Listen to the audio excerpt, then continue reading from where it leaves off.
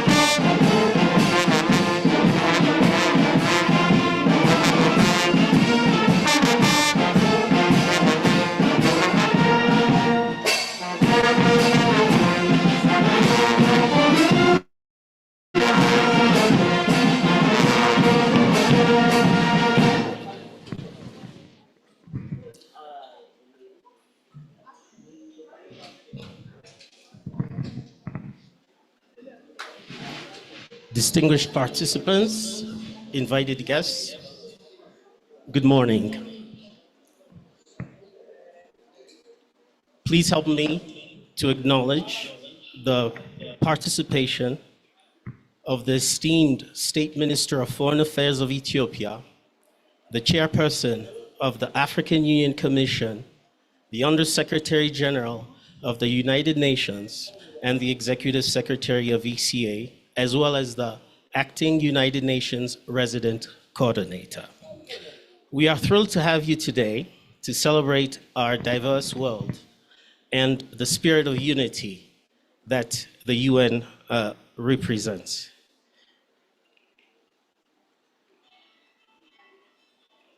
We are also thrilled to have the participation of all the dignitaries, the members of the diplomatic corps, as well as other colleagues and senior representatives of the United Nations. Let's give ourselves a round of applause for joining this ceremony. I am Peter Mundala, and I have the honor to be your MC for this event. For the organizing committee, I extend our appreciation for your presence today once more. It is an immense pleasure to have everyone here at the Africa Hall building for this historic occasion marking the 80th anniversary of the United Nations, a milestone that marks the day in 1945 when the United Nations officially came into being. C'est un immense plaisir de vous accueillir, toutes et tous ici, dans le bâtiment Africa Hall, à l'occasion de cette journée historique qui marque le 80e anniversaire de la Journée des Nations Unies, une étape majeure qui commémore la date de 1945 où l'Organisation des Nations Unies a officiellement vu le jour. Your presence is our shared commitment to global unity, development, multilateral cooperation, and regional solidarity. Comme je viens de le dire en anglais, votre présence en tout cas témoigne de notre engagement commun en faveur de l'unité mondiale, du développement, de la coopération internationale, de la coopération multilatérale et de la solidarité régionale. As we set the mood to prepare this event, the stars of this segment of the program, the marching band of the Ethiopian National Defense Forces, have ushered us into a processional that symbolizes Ethiopia's proud role as a founding member of the United Nations and its contributions to peacekeeping, the United Nations mission, and impact across the world. Nous avons donc écouté le rythme de l'unité qu'a joué le groupe plutôt de la force, des forces nationales éthiopiennes, et nous leur en remercions. Your performance was quite spectacular today. Thank you very much. Let's please give them a round of applause.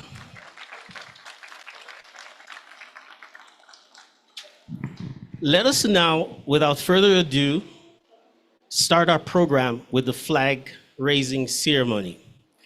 By welcoming first, with great pride and ceremony, the United Nations Security Team and the Guard of Honor. Commençons à présent notre programme avec la cérémonie de drapeau, en accueillant tout d'abord, avec une grande fierté et solennité, l'équipe de sécurité des Nations Unies et la Garde d'honneur.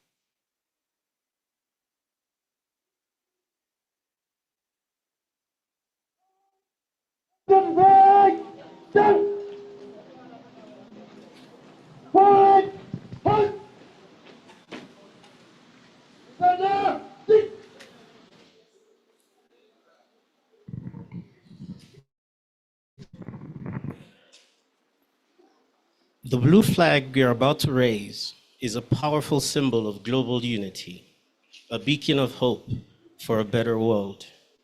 It is a testament to the collective commitment of nations to work together to address shared challenges and build a more sustainable future for all, a sign of our strong and lasting cooperation. Le drapeau bleu que nous nous apprêtons à hisser est un symbole mondial, un phare d'espoir pour un avenir meilleur. Il témoigne de l'engagement collectif des nations à œuvrer ensemble pour relever les défis communs et construire un avenir plus durable pour tous, signe de notre coopération forte et durable.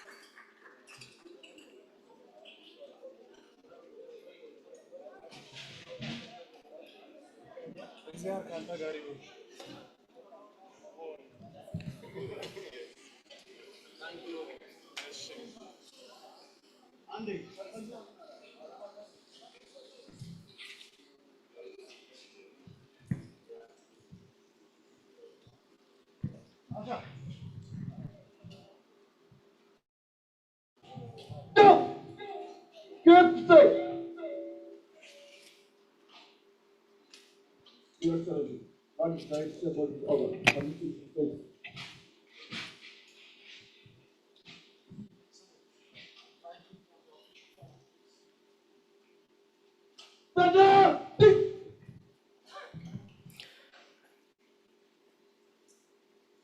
Let this flag ceremony be a reminder of our shared responsibility and commitment to uphold the values of the United Nations. Que cette cérémonie du lever de drapeau, de la levée des couleurs, nous rappelle notre responsabilité partagée et notre engagement à défendre les valeurs des Nations Unies.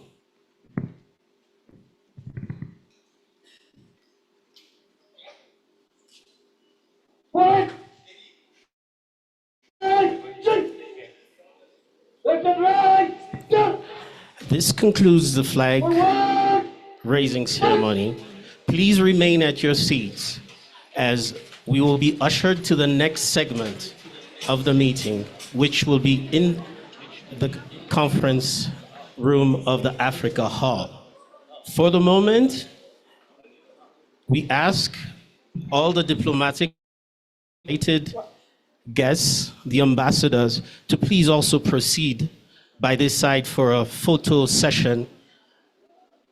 And then immediately after, the protocol service will guide you to the hall where we will continue with the segment of official remarks. All the other colleagues and staff members, you are requested to remain seated, to stay where you are, as you will also be ushered to the meeting room of the Africa Hall. But you are kindly required, when passing through the rotunda, to use the elevators which are on the right and left wing of the building. And right after, as I said, please remain seated. The protocol service will signal that please move to the meeting room. Thank you.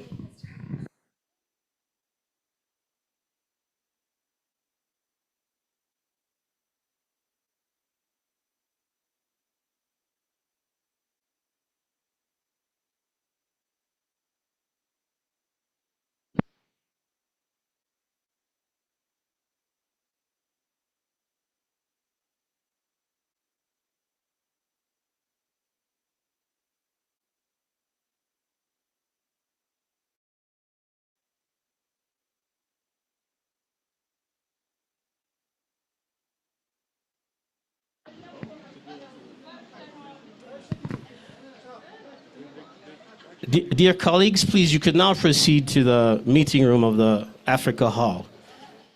When passing through the rotunda, please use the elevators on your left and right. Do not exit the building, please. Thank you.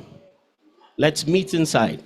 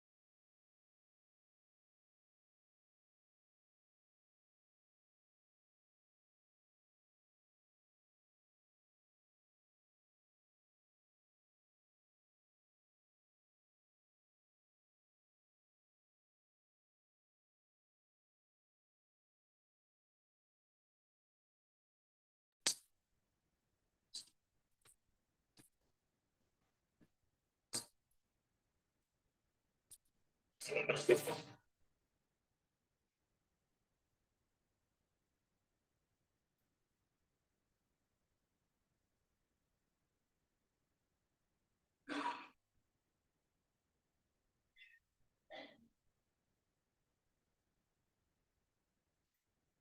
will, excuse me, we will indeed in a short while start our program.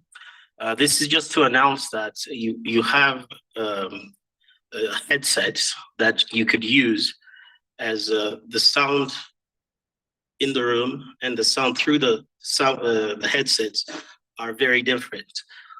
You will be able to observe that yourself. For the speech that we will have in a moment in French, please be informed that we have interpretation in English. Thank you. We'll get back to you very soon.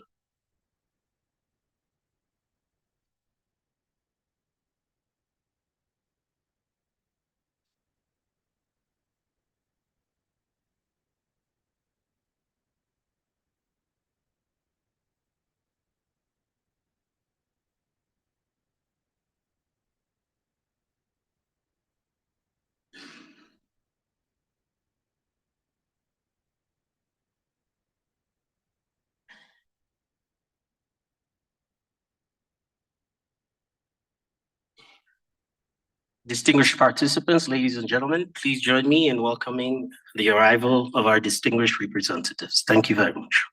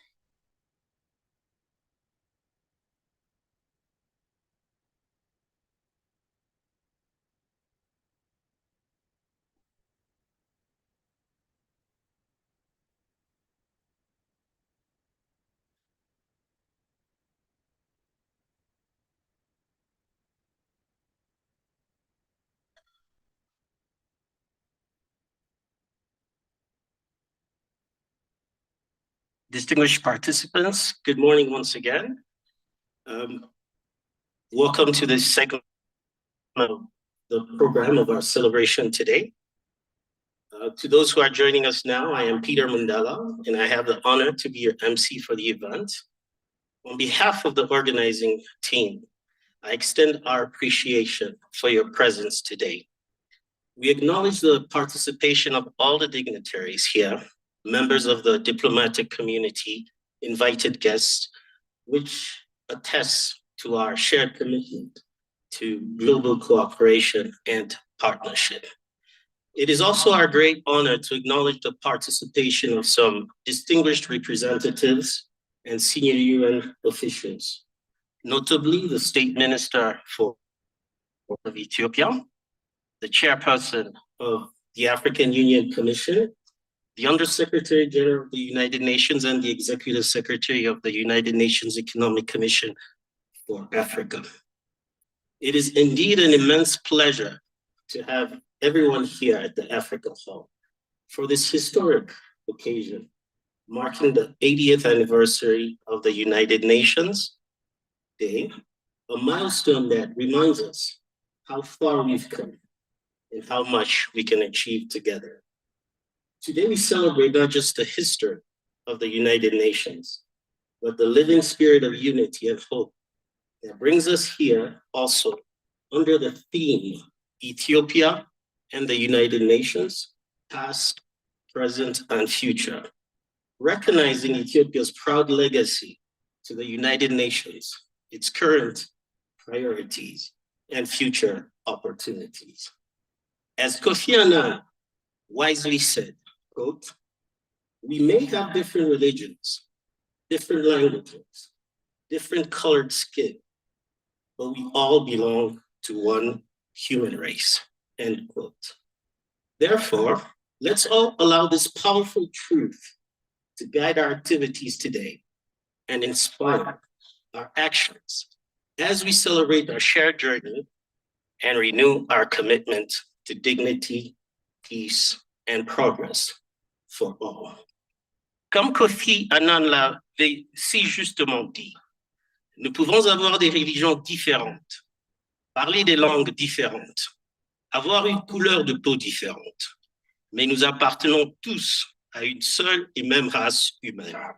Laissons donc cette vérité puissante guider nos activités d'aujourd'hui et inspirer nos actions pour que nous célébrons notre parcours commun et renouvelons notre engagement envers la dignité, la paix et le progrès pour tous. Today, the diverse presence of participants in the hall carries certainly a message of unity and shared responsibility as we celebrate the UN's 80th anniversary. From the ceremonial flag-raising tradition we had earlier to now the segment, which is dedicated to official remarks, thereafter thought-provoking discussions which are planned at the high-level panel, and ensuing cultural performances. This event is a tribute to our collective journey and a call to action for the future. Thank you once again to everyone here for being part of this milestone. Please give a round of applause to yourselves.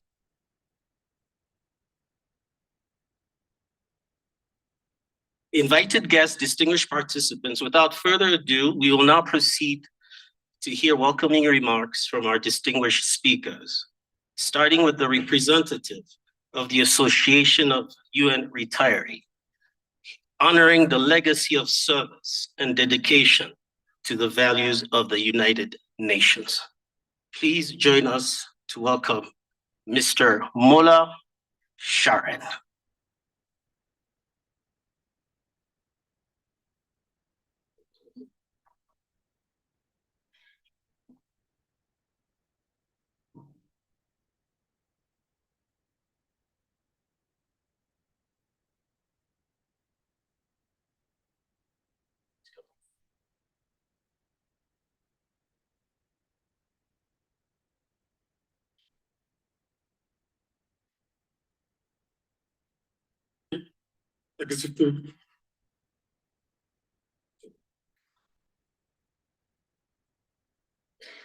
Executive Secretary of the UNECA, Your Excellency, Chairperson of the African Union Commission, Your Excellency, Ambassador Brahman, representative of the Government of Ethiopia, distinguished guests, ladies and gentlemen.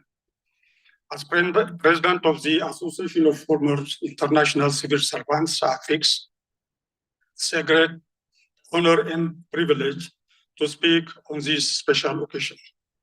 It is anniversary of the United Nations is both a celebration and a moment of reflection, an opportunity to honor a lifetime of service, to recognize the UN's remarkable achievements, and to reaffirm our shared commitment to peace, human rights, and development.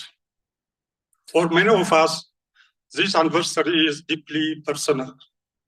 It is time to remember our colleagues, to reflect our shared, and to rekindle the hope we invested in the UN ideas. And it is a moment to honor the legacy of our collective service.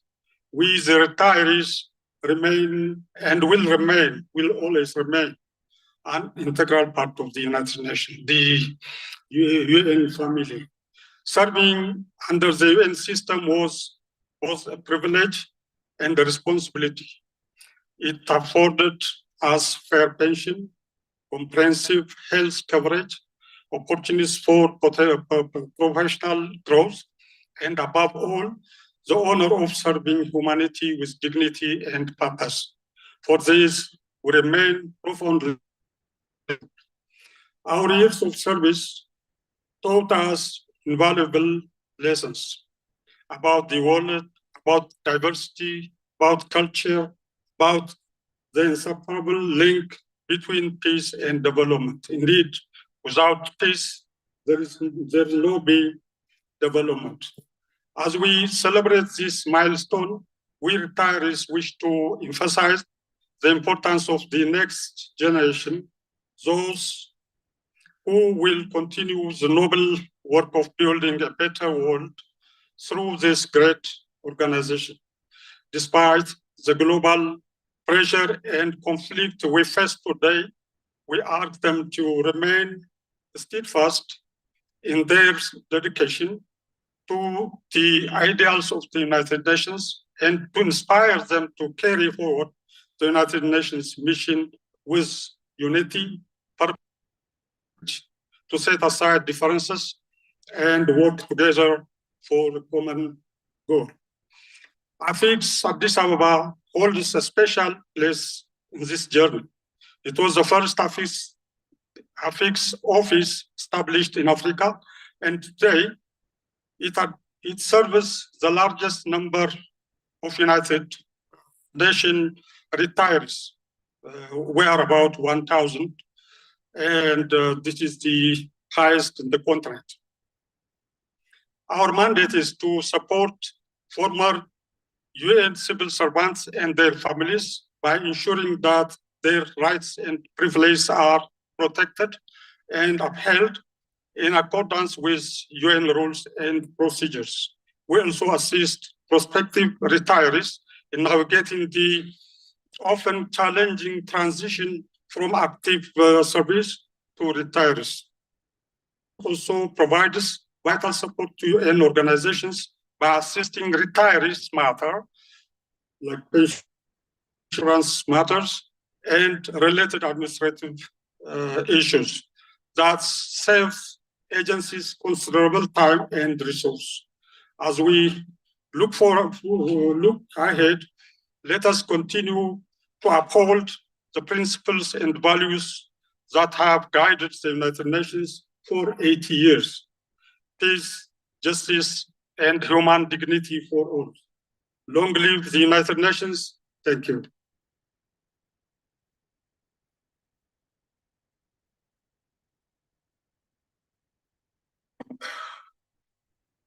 Thank you very much for this very insightful message. Now it's time to hear from a leader who is regarded as one of Africa's longest diplomats. His mere participation reflects the strength of regional solidarity and continental perspectives. À présent, il est temps pour nous d'écouter la voix d'un leader considéré comme l'un des diplomates africains les plus chevronnés. Sa simple présence témoigne de la force de la solidarité régionale et de la vision continentale. J'invite donc le président de la Commission de l'Union africaine, son Excellence Mahmoud Ali Youssouf, à prendre la parole. Thank you.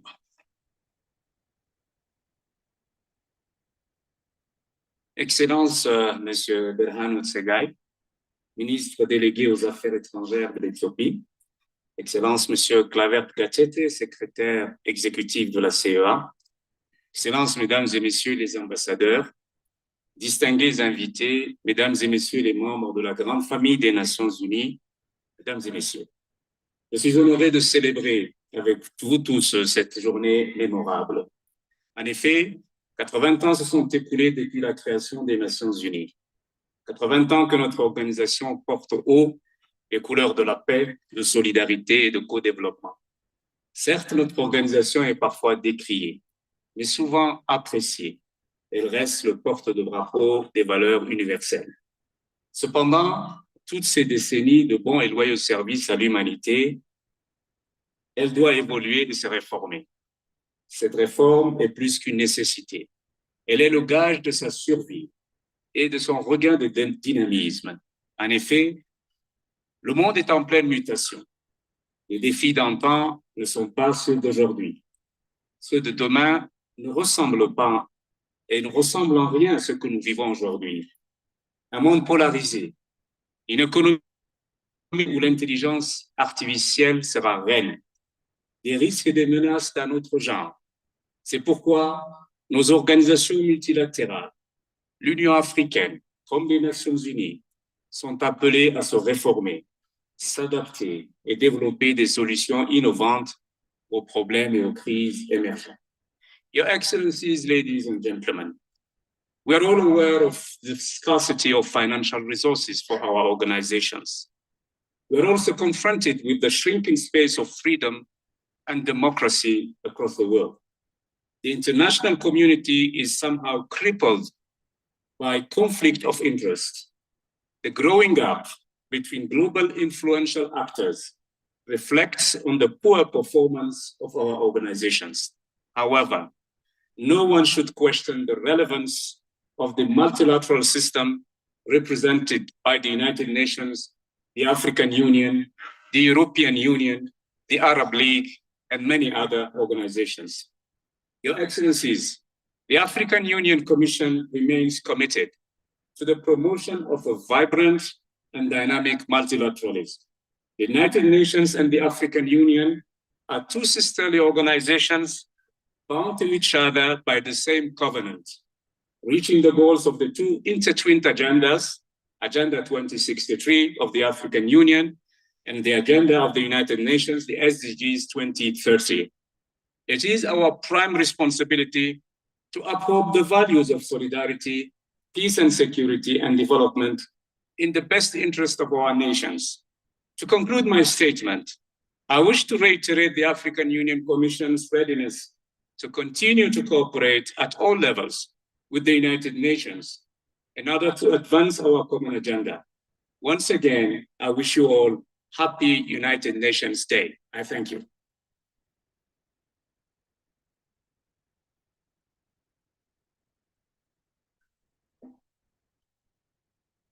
Merci beaucoup, Monsieur le Président, pour votre message.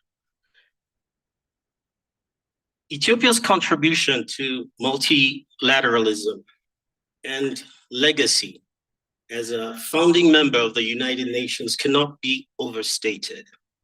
The presence today of the representative of the government of the Federal Democratic Republic of Ethiopia attests to the country's enduring commitment to the United Nations. Therefore, I invite now the State Minister of Foreign Affairs, His Excellency Ambassador Berhanu Tsegai, to deliver his remarks.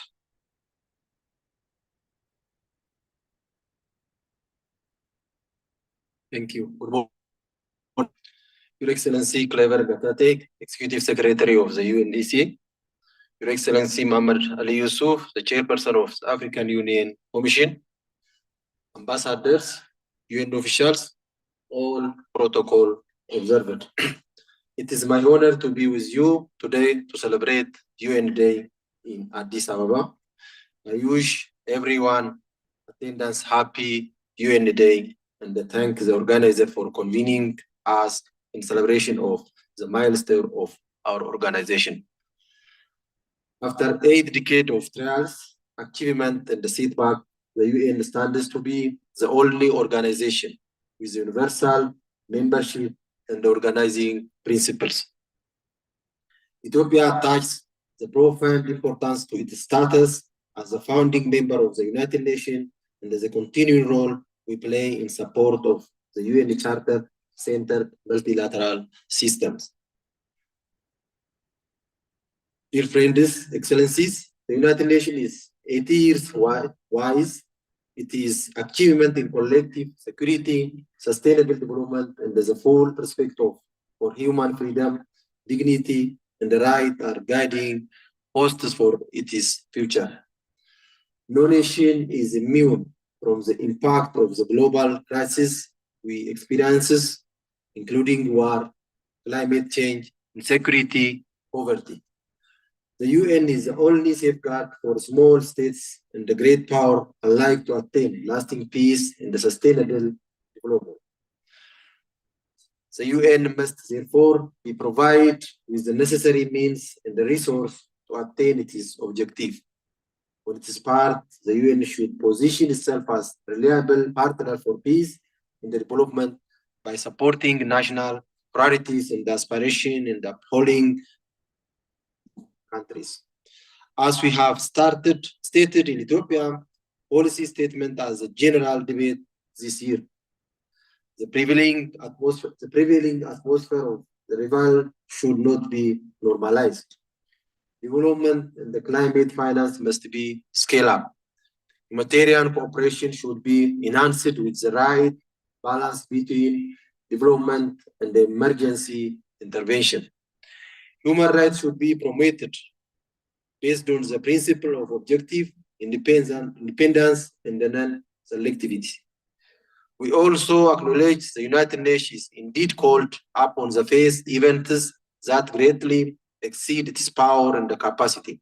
In this light, we reiterate our support for ongoing initiative by Secretary General to introduce organizational reform.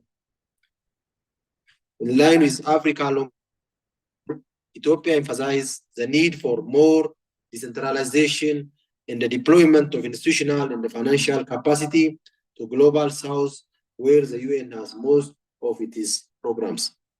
Once again, on behalf of the government and the people of Ethiopia, I convey our best wishes on this day. I thank you.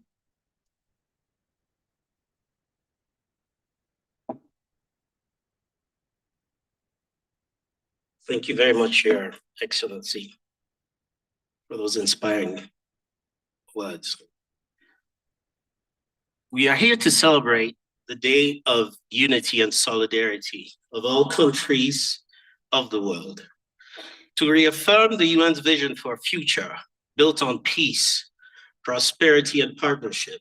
We now have the honor of hearing the Secretary General's message delivered by the Undersecretary of Nations and Executive Secretary of the United Nations Economic Commission for Africa.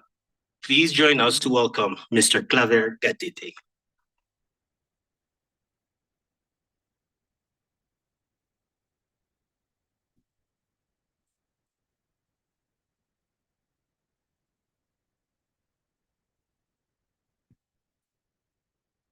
Thank you very much. Honorable Minister, Chairperson of the African Union Commission, Excellencies, Ambassadors, members of the Diplomatic Corps, distinguished guests, colleagues, ladies and gentlemen. It is an honor to welcome you to the Africa Hall, the home of the Africa multilateralism and the proud seat of the United Nations Economic Commission for Africa for more than 60 decades.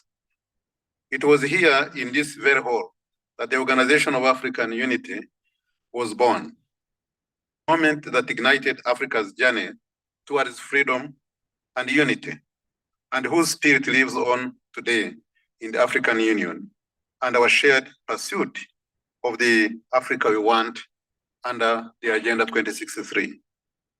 And it is here, once again, that you have convened to commemorate a truly historic occasion, which is the 80th anniversary of the United Nations, under the theme, Ethiopia and the United Nations, past, present, and the future.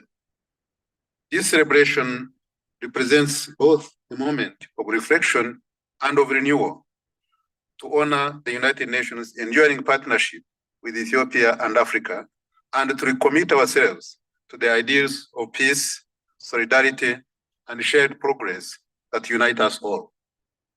In a special way, we commend the government and the people of the Federal Democratic Republic of Ethiopia for their steadfast partnership, gracious hospitality, and a firm commitment to the ideals of the United Nations. Ethiopia's leadership and generosity as host of the ECA and as a champion of multilateralism continue to inspire our collective work for peace, development, and unity across the continent. I also wish to extend heartfelt appreciation to the international community, the diplomatic corps, colleagues across the United Nations family, and all of you here for your continued collaboration and support. Together, we have advanced United Nations mission in Ethiopia and across Africa, from peacekeeping and humanitarian action to the realization of the Sustainable Development Goals. Finally, I wish to pay tribute to the women and men of the United Nations, past and present, whose professionalism and dedication to the Charter's vision to life every day. As we celebrate this milestone, may we renew our collective resolve to build a more peaceful, just, and sustainable world for us all and generations to come. It is now my honor to deliver on behalf of the Secretary General his message for the 80th United Nations Day.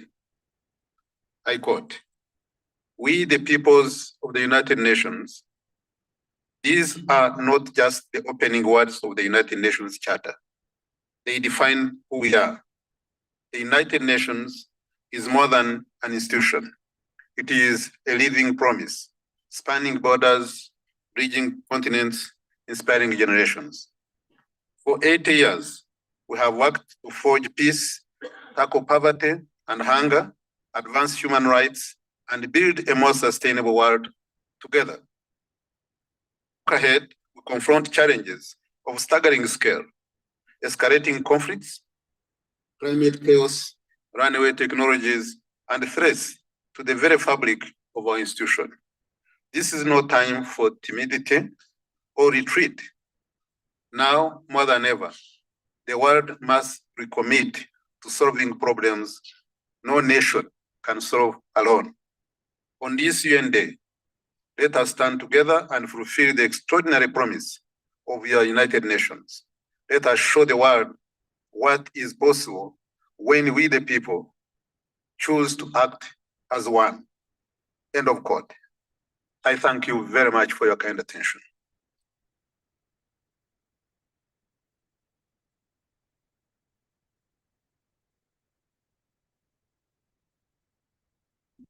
Thank you very much for such a vibrant message relayed from our Secretary General.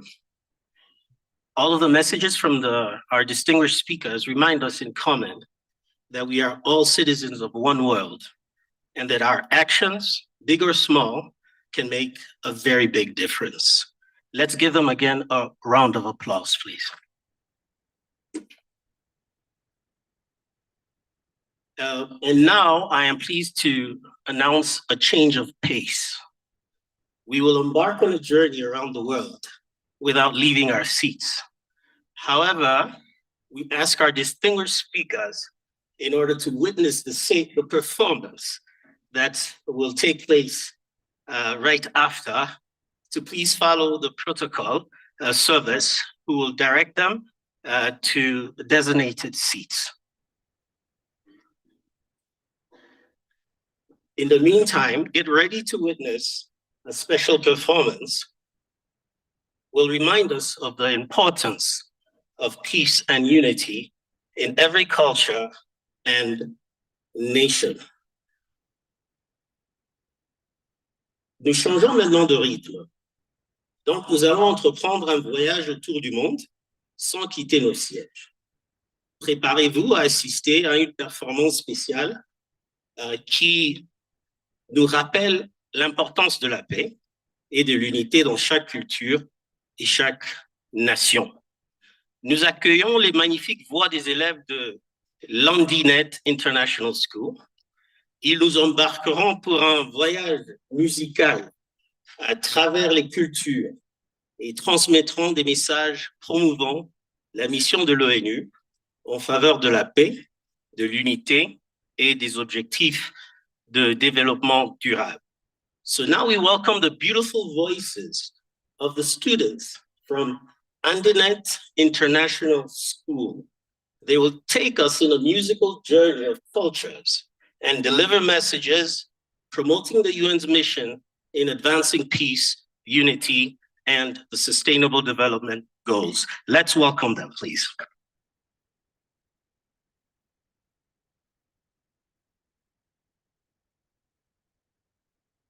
Happy UN Day. 80 years ago, the United Nations was born from the ashes of war in a world desperate for peace. Today, as we gather to celebrate this milestone, We are not just looking back on history, we are standing in the very future that our founders once dreamed of.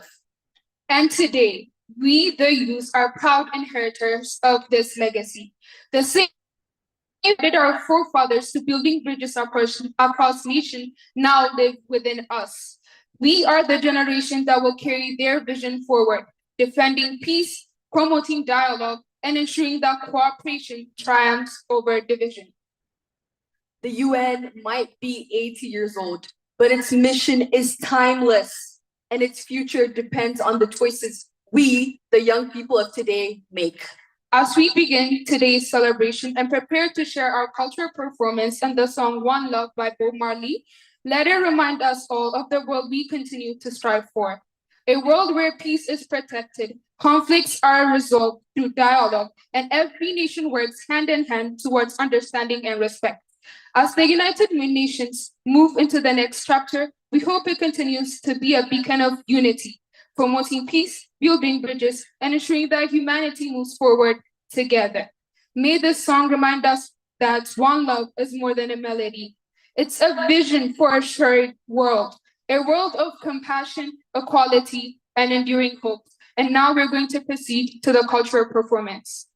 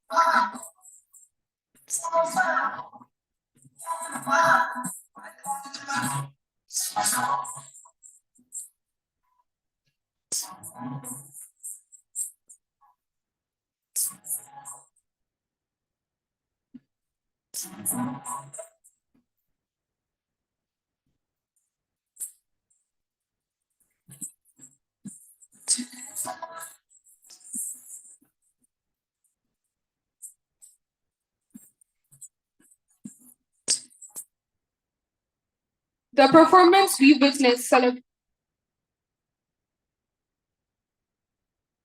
performance we witnessed celebrates our shared culture and unity. And now we're going to one love, reminding us that peace among nations begin in our hearts.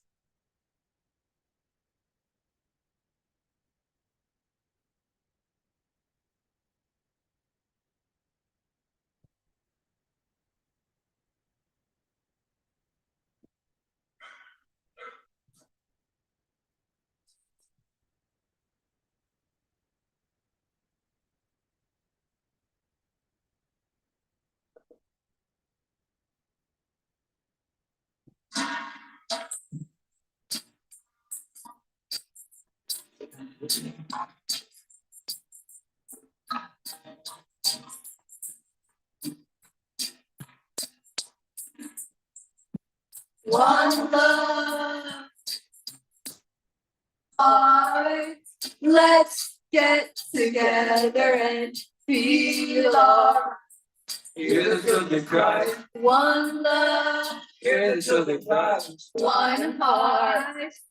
Sing some praise to the Lord, and I will feel alright. Let's get together and feel alright. Let them all press on their dirty remarks. There is one question I really love that. Is there a place For the hopeless sinners who has hurt all mankind, save his soul, believe me. One love. What about the one heart? One heart. What about let's get together and feel alright? As it was at the beginning, one love, so shall it be the end. One heart. Sing some praise to the Lord, and I will feel alright. Let's get together and feel alright. One more thing. Let's get together to fight this holy and mighty on. One love. So when the man comes, no. One song.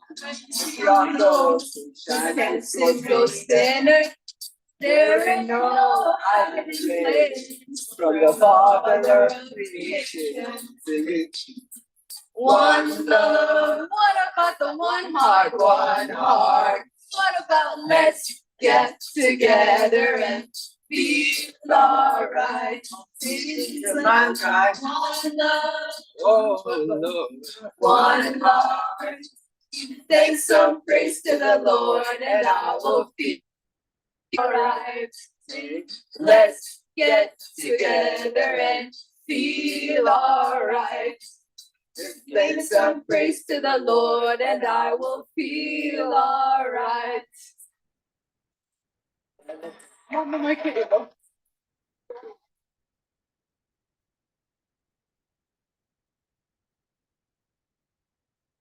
The UN stands for peace, equality, and hope for every person, everywhere.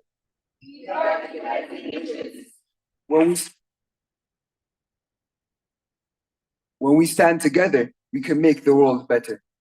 We are the United Nations. The United Nations belongs to all, young and old, near and far. We are the United Nations.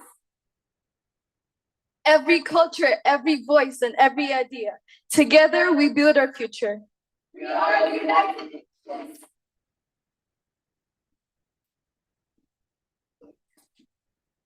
Thank you.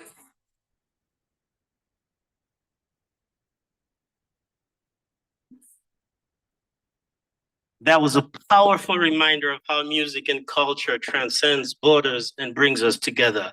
C'était un rappel puissant de la façon dont la musique et la culture transcendent les frontières et vraiment nous rassemblent. Let's give them another round of applause. I think they really deserve it. A bigger one. I think they really deserve, yes, a bigger one. Ladies and gentlemen, dear participants, invited guests, we now move to the central event of this moment. Cette discussion que nous allons à présent aborder, c'est le point central de l'événement d'aujourd'hui.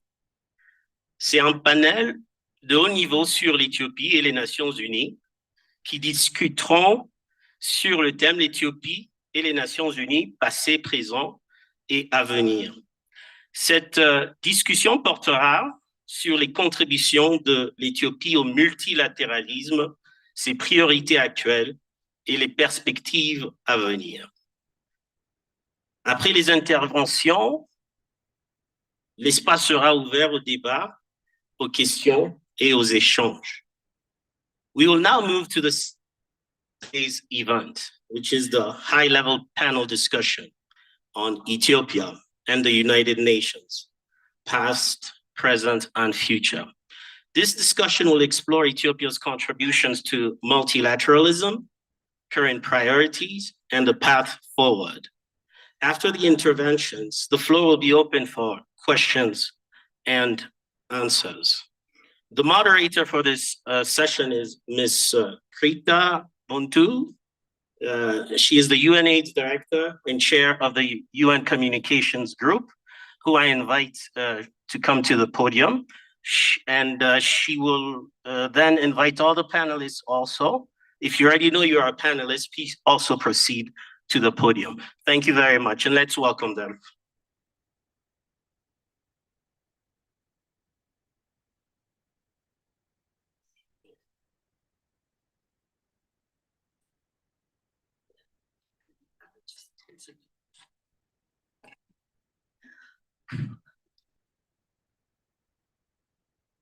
Good morning, Excellencies, partners, colleagues from the United Nations. Thank you for being here. Welcome to the special panel discussion marking 80th anniversary of the United Nations. We're here today to have a conversation. As the MC had already introduced, it will be a conversation that reflects on the UN's legacy, its evolving relationship with Ethiopia and wider Africa. And equally important, we will also touch on the future of the United Nations. We are joined today by a diverse group of distinguished representatives. The government of Ethiopia, represented by Mr. Samuel Addis, Deputy Director General for International Organizations of the Ministry of Foreign Affairs. May I invite Mr. Addis and the other panelists as I introduce them, please welcome to the podium. Ethiopia, member of the UN. Mr. Addis will reflect on key milestones that are most impactful for Ethiopia in the past 8 decades. A youth representative, Ms. Farah. She's a youth peace and security advocate. Ms. Farah will guide us on the priorities affecting the next generation and share ideas to enhance youth engagement to address the challenges of our times. Also, I would like to note that Ms. Farah and myself are the 2 women that are standing at the podium today, just to note that. We have a representative from the African Union, represented by Mr. Jan Besigi. Mr. Jan is the advisor for governance, peace, and security, a critical regional institution for Africa with 55 member states. Mr. Besigi will share insights on systems for regional cooperation to expedite social and economic prosperity for Ethiopia and the continent. And last but not least, from the Development Partners Group, His Excellency Magnus Lennartsson, Ambassador of Sweden to Ethiopia. His Excellency Lennartsson will share the Development Partners' vision for strategic partnerships to maximize impact for Ethiopia's sustainable development. Welcome, Ambassador. But before we dive into the discussion, and I realize that we have limited time because there is a wonderful treat and refreshments waiting right after this session, it's my pleasure to invite Dr. Abu Bakar Campo, the United Nations Resident Coordinator and Humanitarian Coordinator in Ethiopia, to deliver opening remarks to help us set the tone for this conversation on Ethiopia, the UN, past, present, and future. Welcome. Thank you.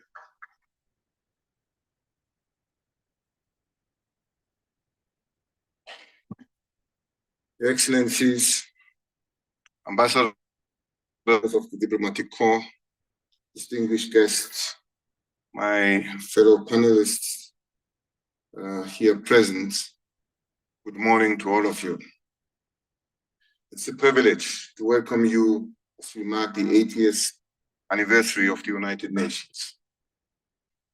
The global team building our future together reminds us that through solidarity and shared responsibility, we can overcome challenges too great for any nations to face alone. Our collective strength, guided by the principle of peace, human rights, and sustainable development, can move humanity forward, even in the most difficult of times. Ethiopia holds a special place in this story. As one of the founding members of the United Nations, Ethiopia's voice helped shape the principle of peace, cooperations, and human dignity that remain at the core of the United Nations Charter. Indeed, Ethiopia's partnership with the United Nations is a living legacy reflected in the country's early contributions to the UN peacekeeping missions, its leadership in the global fight against colonialism, and its enduring influence in advancing multilateralism in African unity. Excellencies, ladies and gentlemen, today's commemorations is not only a moment of reflections and celebration of what we have achieved together, but also an opportunity to look ahead, to assess the realities before us and chart a renewed course of our shared future. We live in an era of complex interlinked challenges, from the impact of climate change and global inequalities to conflict and humanitarian crisis that test our resilience and solidarity. Yet, this is also a moment of opportunity, a time to reimagine how we work together to create a more inclusive, peaceful, and sustainable world. To achieve this ambition, we must also continue to strengthen the UN itself. In this context, the ongoing UN reform process seeks to make the organization more effective, coherent, and responsive to today's realities. The reform aims to strengthen the UN development systems, enhance accountability and efficiency, and ensure that our collective actions delivers greater impact wherever it matters the most.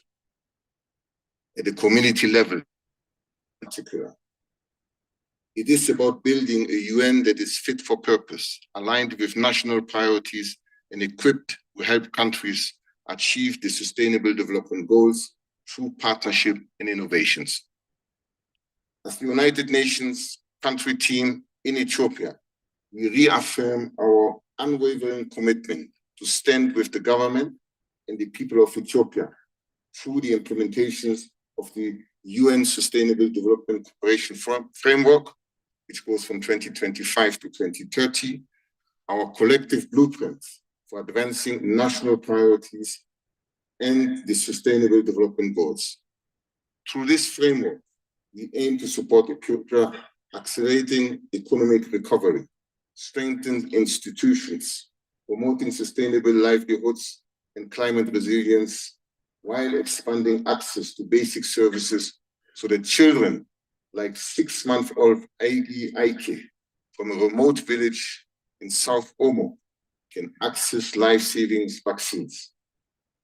I want to say, in September, baby Agi became the first child in Ethiopia to receive the new malaria vaccines in the town of Tomi.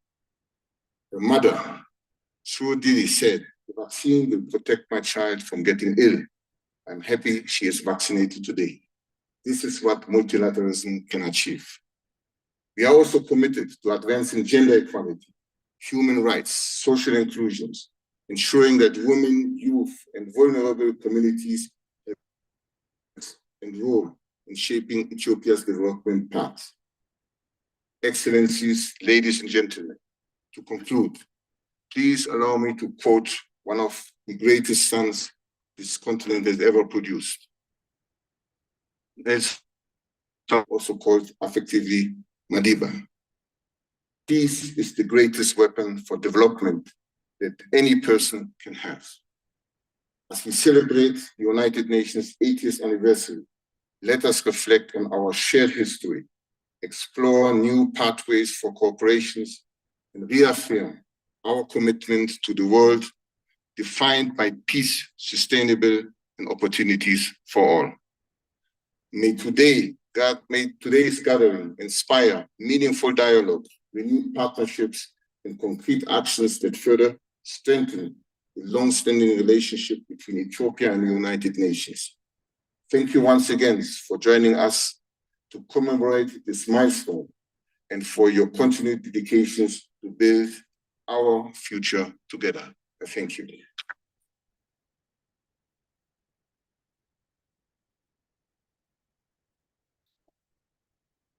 Dr. Campo, for those inspiring opening reflections and for framing our discussion today so powerfully. Now we're going to be moving into our panel conversation. As your moderator, panelists, I will ask some guiding questions to each panelist, but I'll also invite other panelists to add or comment after the main response. So we exchange experiences and share visions. But I am obliged to also keep time. So I ask each panelist to keep to 2 to 3 minutes in the response to the main questions. So I'll be sitting next to you, so we feel a little bit more cozy. I will start with a question to our host, the Ministry of Foreign Affairs, Mr. Samuel. Ethiopia is one of the founding members of the UN. Looking back 80 years of the UN, what do you see as its most defining successes, and what has been most impactful? Thank you, Madam Moderator. Good morning to you all. Excellency Clever Gatete, Executive Secretary of UNHCR, ambassadors, ladies and gentlemen. It's an honor and privilege for me to speak about my country's role in this momentous occasion as we celebrate the UN's 80th anniversary. Let me also congratulate the organizers for putting together this event in collaboration with the Minister of Foreign Affairs.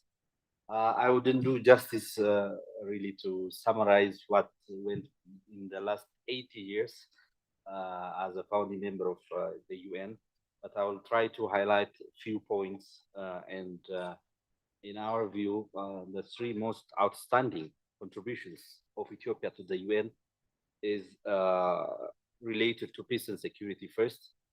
Ethiopia, as a founding member of the UN, has been a key contributor to peacekeeping since the Korean War in the 1950s.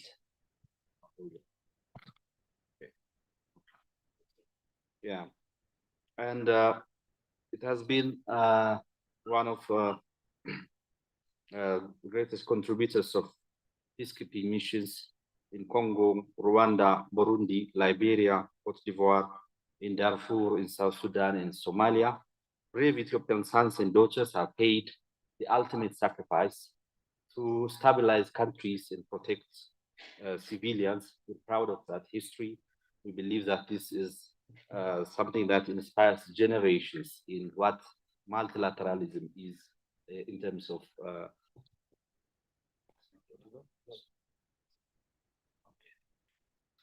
sorry, Paul. So that's one important part of our history with the UN. And the second most important part is related to decolonization. Ethiopia has been one of in the forefront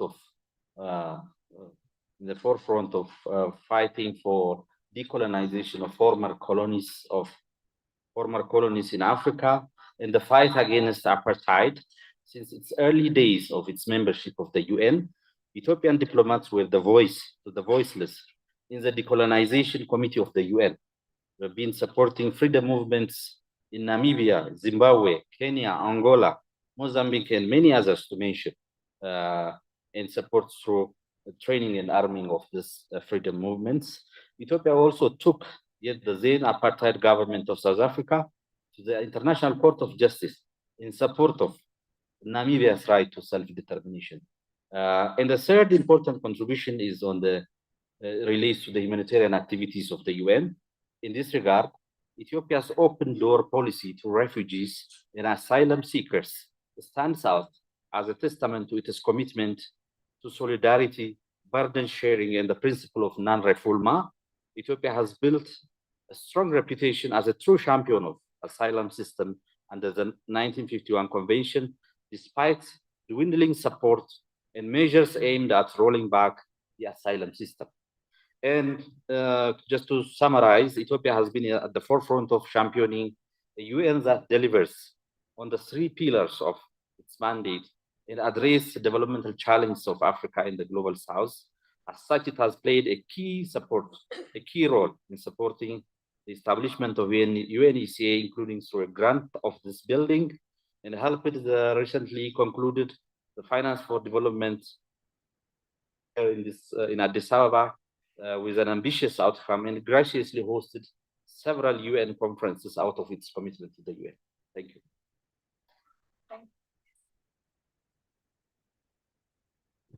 Thank you so much, Ato Samuel. I know I could see he had a lot of notes, but just to say that you may, add inputs as we engage and discuss. Maybe other panelists have any comments or particular defining moment about UN in Ethiopia over the that you would like to share at this point? Later. We're just warming up. All right. Okay. So I would now turn from national to regional, and we're here as the former distinguished speakers have introduced. We're here in the Africa Hall. This place has so much history. It's the birthplace of the Africa Union, the Organization of Africa Unity, you will see later in the timeline that the only UN Security Council meeting that took place outside New York was here in Addis. So it's really significant. Can you briefly, Mr. Besiki, can you briefly reflect on the UN's contributions to Africa's peace and development and how AU is working with the UN to align regional and global goals? Africa's 2063 or the SDGs, Agenda 2030.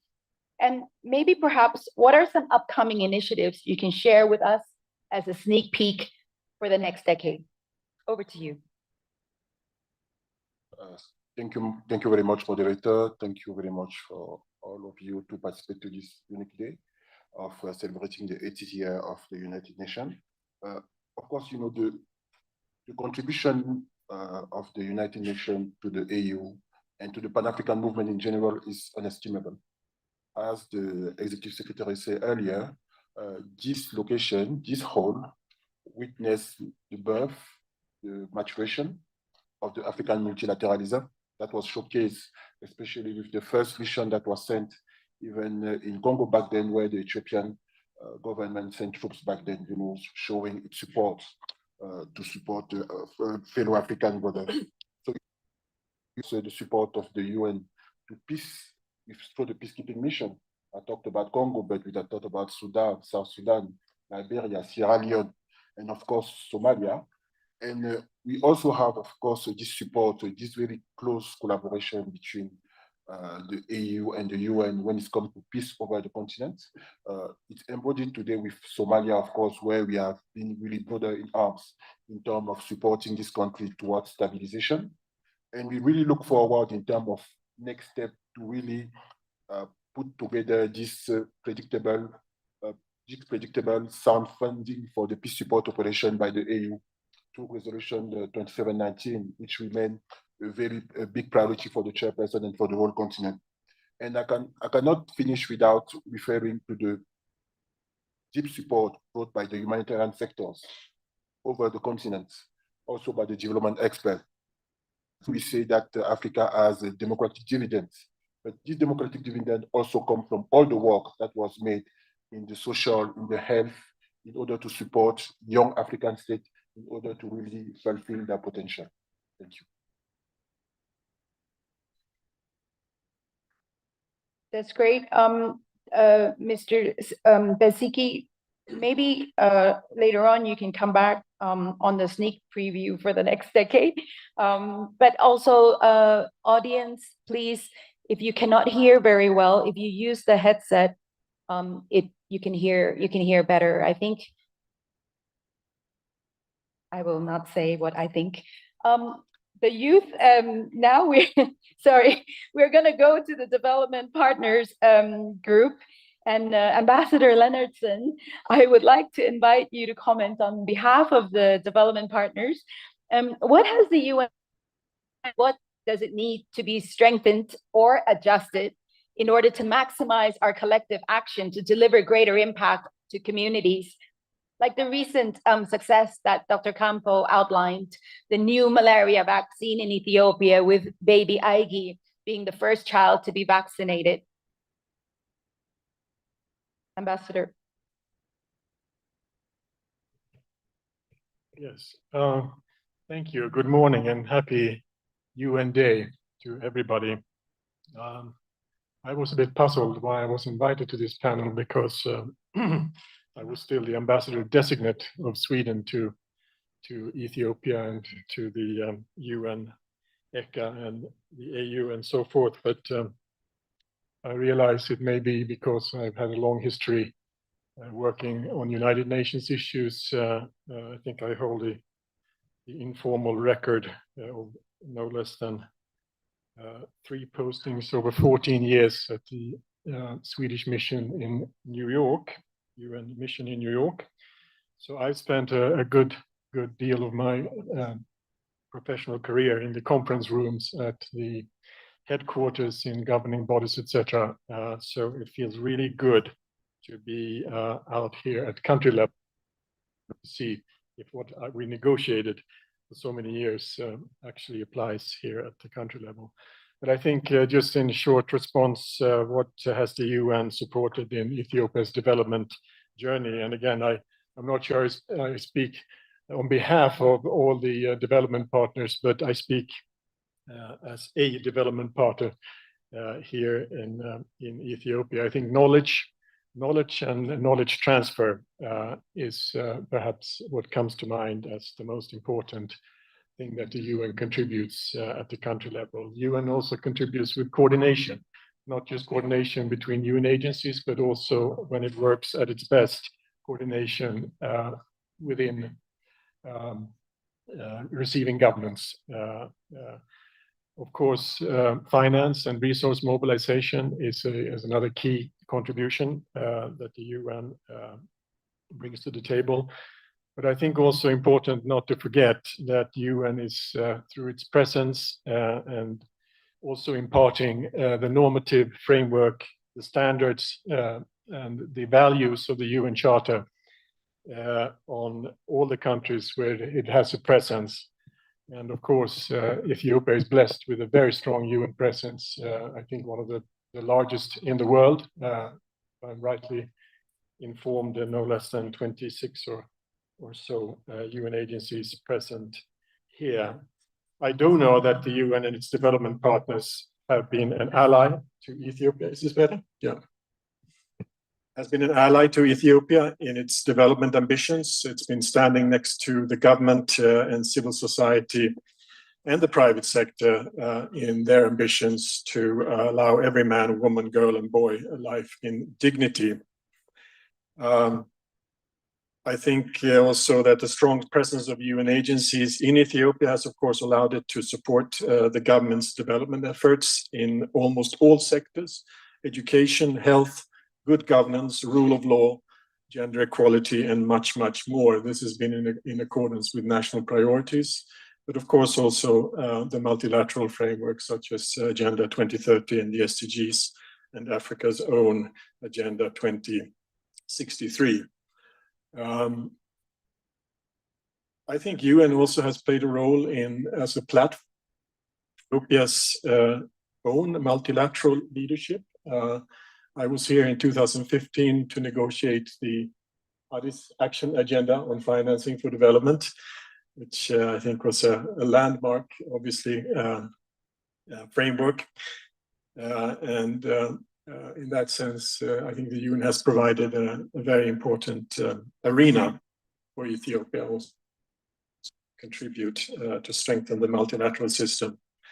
How can the UN development partners better align efforts to support Ethiopia's priorities? I think was one of your questions. I think UN and development partners are here to support Ethiopia in its effort for a shared prosperity. And I believe that this is what the UN and the development partners are doing on a day-to-day basis, of course. And I myself can already see very tangible results of this partnership in Ethiopia. Sweden is supporting many of the UN agencies here in our bilateral cooperation. But we do live in a world of declining ODA. So the question of sustainability, I think, is key. More important than ever before. And I think this is an area where we can do better. We need to build, of course, the UN, where development partners intervene with an approach of building a very strong Ethiopian ownership, be it the government, be it civil society or private sector. So we need to have a systemic approach where local systems are strengthened as a result of the UN supports and development partners. So, as I said, I think we can do better. Sustainability, of course, is a shared responsibility between the UN and development partners and the Ethiopian stakeholders. I'll stop here. Thanks. Thank you very much. Thank you very much, Ambassador.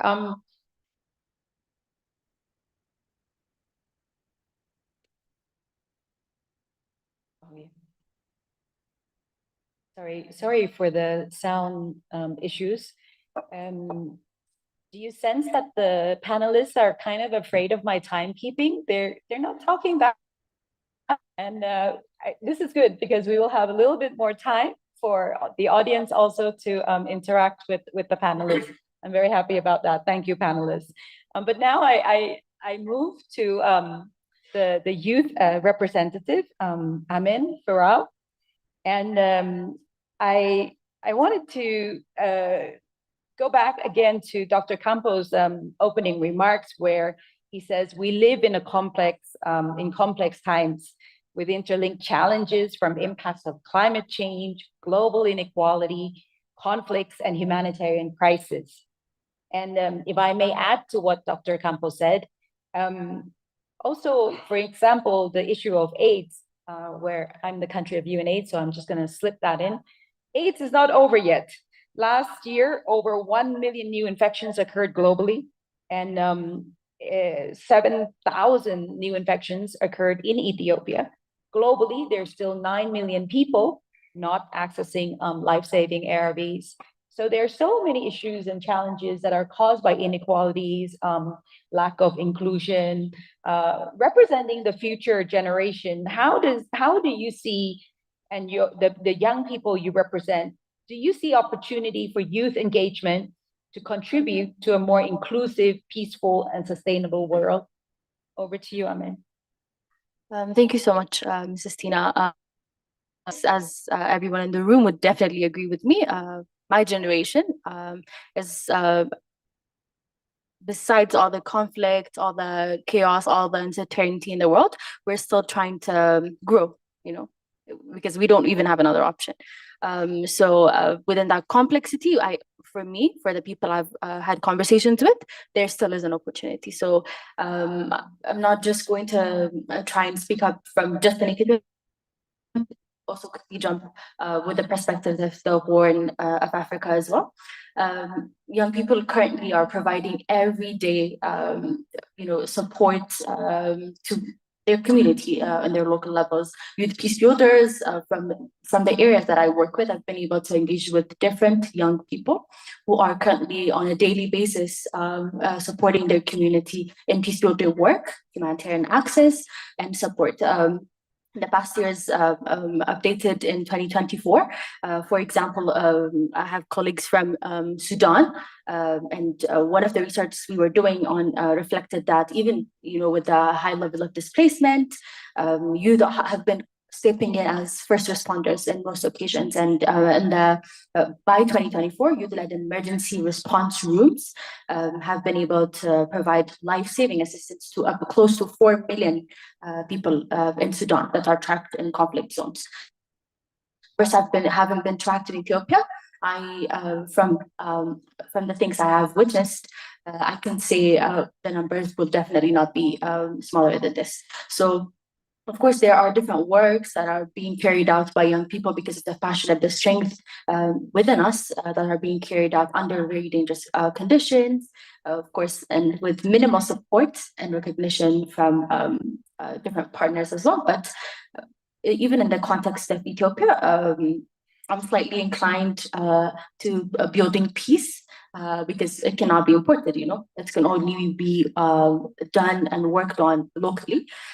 So we're young people in every part of Ethiopia are every day trying to be the active supporters, but not passive recipients. They're not just taking whatever is being pushed on them and trying to engage in the system. So when I get to meet young people who mediate local disputes and are trying to rebuild trust across communities, and also most of the times read reconciliation dialogues in their community nowadays, I think these people remind me of the potential of sustainable peace that we can develop with youth agency.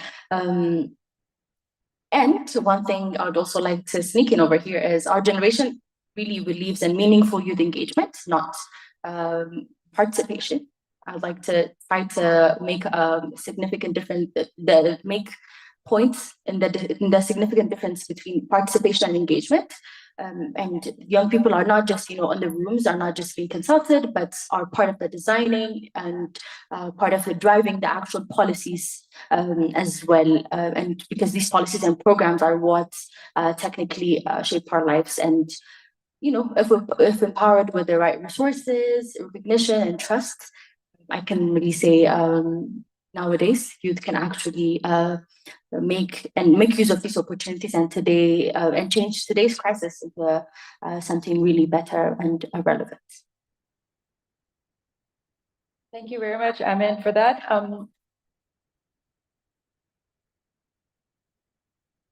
Maybe staying on that, if there's one thing you could ask for that would make a tremendous impact to your efforts, to the efforts of the young people in Ethiopia, what would that be? Or maybe more than one. Okay, if I could ask for just one thing, I think it would be greater equity in access to opportunities and resources for youth peace builders, because again, as I said, I'm slightly inclined to peace building, especially at the grassroots levels. I've been, fortunate enough to access different spaces and platforms nationally and internationally. And these things have shaped my journey and allowed me to contribute to discussions in peace, gender equality, and also youth engagement. But I also really recognize that many young people in Ethiopia and across the regions don't get the same, opportunities or chances. So even though they have the passion, they have the local legitimacy, but they usually don't have the access, the resources, the networks to sustain their works.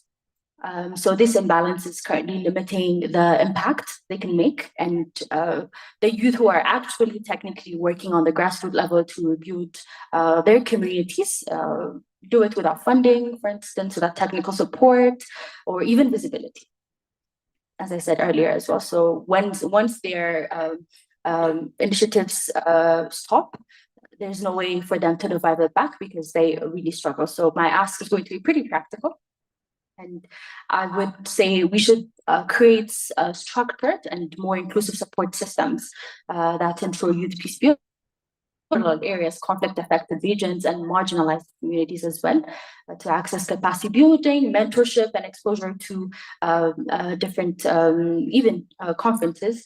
And one thing, flexible funding, because usually it's tough for unregistered local grassroots level organizations to get access to resources, financial resources as well. And also, let's work youth-led initiatives to national and international processes. For example, with processes like there's slightly a lower awareness on the youth peace and security agenda, and people are working on youth engagement and peace and security. So if we can link them up with national and international processes as well, it will definitely help and inform them, and their experiences on the ground could actually lead into the policies that are being made on the top. So access should not be privileged. Shouldn't come because maybe. It doesn't have to depend on skills or language skills or exposures as well. So I would say if there's a commitment for every person, they should get it. Thank you, Amin. You kind of went over time, but I think because we saved some time from the earlier panelists, you are allowed a little bit more. But I would like to ask our panelists, what are you doing to prioritize youth engagement and provide space for youth voices, in the work that you do? So Ambassador Lennison, you had a comment. Yes, thank you. I mean, as we all know, youth has been very much in the center of attention in the most recent years, and I think we've given it some thought, how we can be more inclusive. I mean, it used to be, when we did UN conferences, that we organized a youth forum. Youth forum, we would put the youth in a different room, sometimes away from the conference center, and let them, do their thing. There wasn't much interaction or exchange between these two exercises. So I think we've learned a lot from those days, including youth. In my own country, Sweden, we now, as a habit, and of course within available budgetary means, try to include youth representatives in our national delegations, to the General Assembly, to UN conferences, etc. And we have good help in drawing on the support of the Swedish youth organizations in order to vet candidates for this. So this is a much more effective way to give youth a voice at the table. We usually let them deliver statements also, so it's a matter of also building capacity of young leaders for the future. But of course, this is easy to say for a country like Sweden that has the financial means to support. There needs also to be, I think, financial fairness, north and south, and therefore mechanisms in which richer countries can support the participation, effective participation of youth delegates in these circumstances. Thank you very much. Thank you very much. Thank you very much. I think that's very much responding to ideas and suggestions from Amin. And I wonder whether Mr. Betsiki or Atof Samuel wants to say a few words. Would you like to add? Yes. Thank you, Madam Moderator. Yes, we understand that as a nation with a sizable youth population, that harnessing the demographic dividend is very important for our development. We have been working on several initiatives that allow youth to get employment. For instance, I can mention this new startup proclamation, which allows financial incentives, trainings for youth entrepreneurs. That's one initiative. The government also recently launched a program called the 5 Million Coders Initiative, which allows youth to get educated in information technology and software development on all this to expand opportunities for livelihood, job creation, on all those things. So our policies are focused on youth employment, youth empowerment, and we are doing well on that.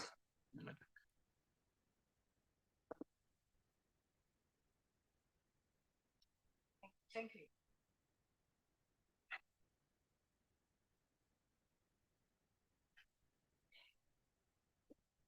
Thank you. And maybe some ideas for including young people in the official delegation of Ethiopia will come at some point after they pass all their training and the scholarship programs that the government is providing. Mr. Betsiki, is there anything from the African Union that is, perhaps this is part of the sneak peek? No, thank you very much. I would first like to illustrate, to reflect on the commitment of the chairperson toward the youth, by the composition of his cabinet, where he created a position of advisor for youth and women. For example, who is the former envoy for youth in Africa, Shido, she's not here today. And also that this commitment toward the youth mainstream throughout various areas, being in peace and security, where you are pushing quite strongly for femwise in order to increase the participation of youth and women in peace process all over the continent. Also in terms of participation to democratic governance with the high-level dialogue to the African governance architecture. And of course, also this emphasis of the chairperson about climate justice, because we are all aware that the climate crisis will be the heritage that we lend to younger people. So it's to promote this justice in order for them to live in a better world than ours. Thank you very much. Exactly. I think we're reaching the end of our discussion. And for the final, I would like to give you an opportunity to share one last thought. Maybe name one thing, but okay, we also accept 2 or 3. One thing you would like the UN to achieve by the time we turn 100. So who wants to go first? Ato Samuel? Yeah. Yes. This is a very tricky question, but I would love to see a UN that kept its promises of saving generations from a scourge of war, as we see it in the UN Charter. But speaking about the UN reform, I would like to say a few things about my country's views. Ethiopia is a firm believer in the UN's principles, values, and it's also in its also convening power, institutional capabilities to save us from hell, if not taking us into. But for that to happen, I believe that we need to also agree on the need for a substantial reform of the UN, because we're now on the 80th anniversary and the times have changed. Its membership have quadrupled, and the power configurations has also changed. So the UN has to mirror its members, and it should reflect the aspirations and the concerns of its members. So I think we need to seize the momentum the UN80 is creating and try to push the boundaries in addressing the historical injustice committed against Africa by denying it a right representation at the UN Security Council. We believe that we must address this by supporting the African Common Position.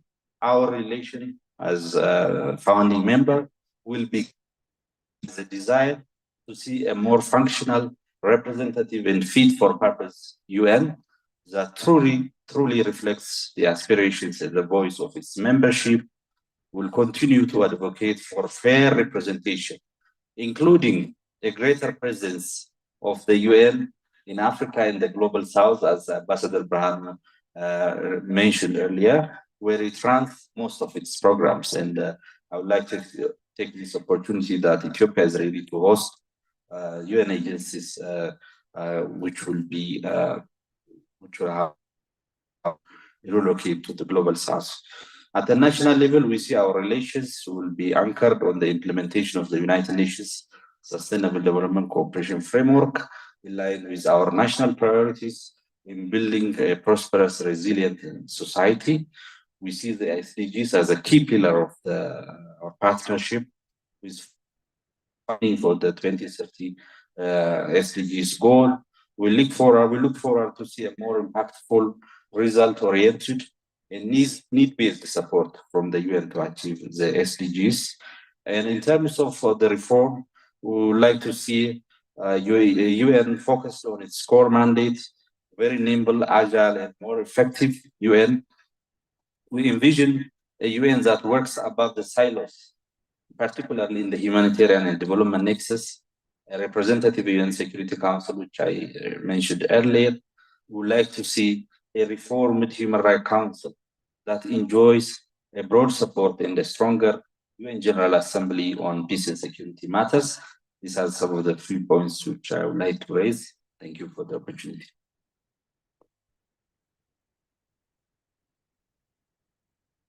Ato Samuel, thank you so much for that and for guiding some recommendations and important thoughts. Particularly, the UN here in Ethiopia value the input and the recommendations and suggestions from the government of Ethiopia. Other panelists would like to share the 1 or 2 three things they would like to see. Mr. Besiki? No, I would just like to second, the call for the reform.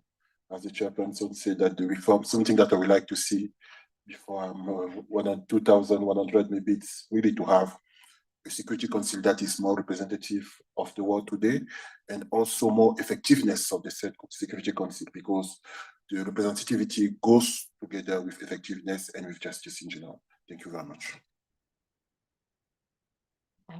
Amen. Of course, the question of the Security Council has been raised, but I also would like to have another perspective to the UN Security Council, which is in 20 years, hopefully the Security Council will have a youth advisory body, which is pretty representative because there are no youth voices that are being represented in the Security Council, which is one issue because, there's a youth peace and security agenda that's being led by the UN, and, like this slightly looks more anyways. The second one I'd like to mention is a stronger and decentralized UN Youth Office. The UN Youth Office has been working in the past few years, but there is no official UN Youth Offices in countries, but now it's working from headquarters. So maybe in 20 years, the UN Youth Office will have offices in every country like UNICEF, UNDP, and they'll be able to make a significant impact in youth, maybe supporting and things like that, and with the Youth 2030 agenda as well.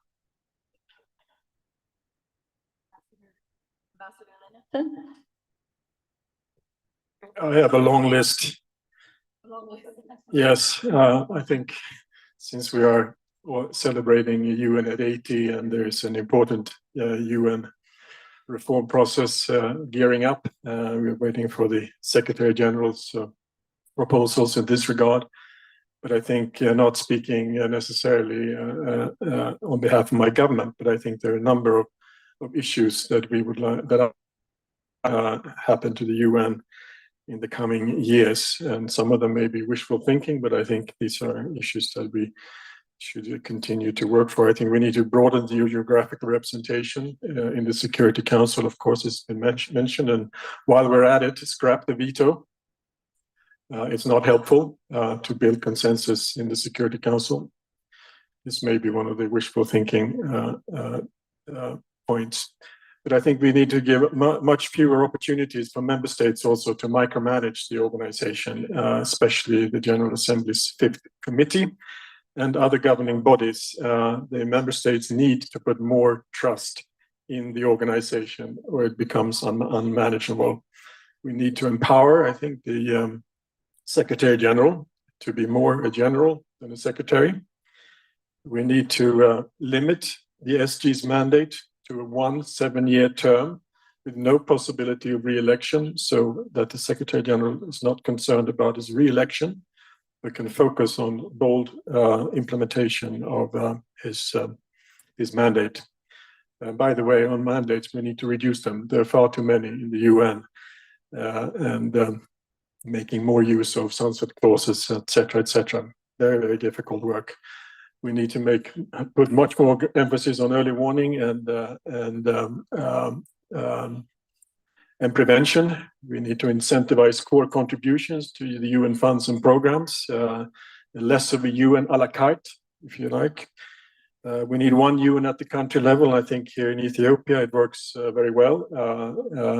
Ethiopia was one of the pioneer countries in volunteering for one UN at the country level, and a very strong team here.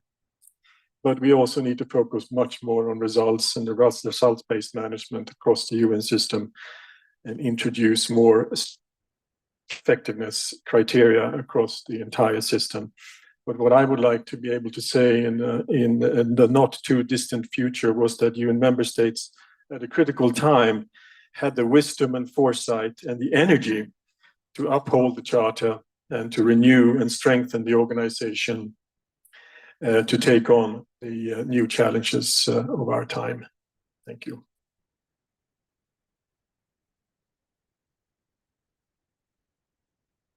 That's really great. It's such a good list of wishes and hopes for the UN in as we move forward in the future.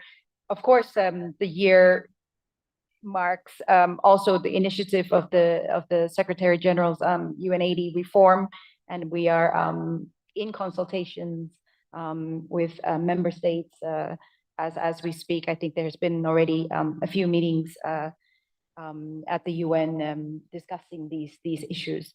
I think we're almost at the end of time, and but I would like to open the floor for any members of the audience to. Yes, there you go. Please go ahead. Maybe you can introduce yourself quickly. Yeah.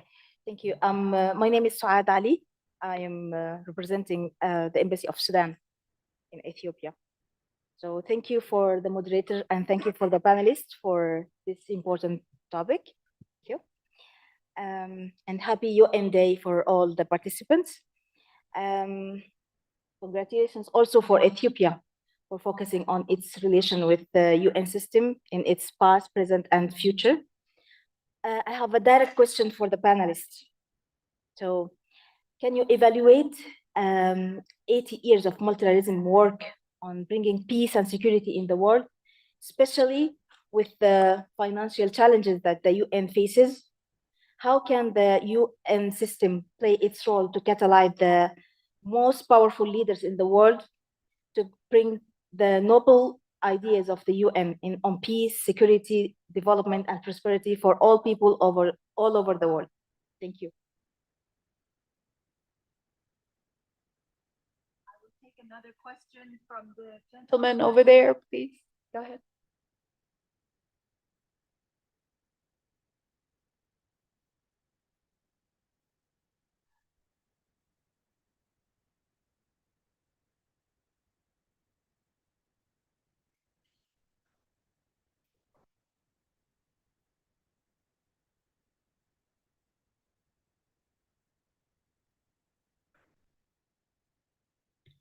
Oh, thank you.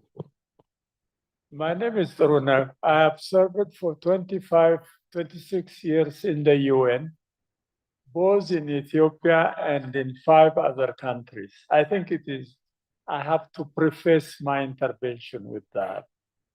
I'm happy to have worked for the UN. I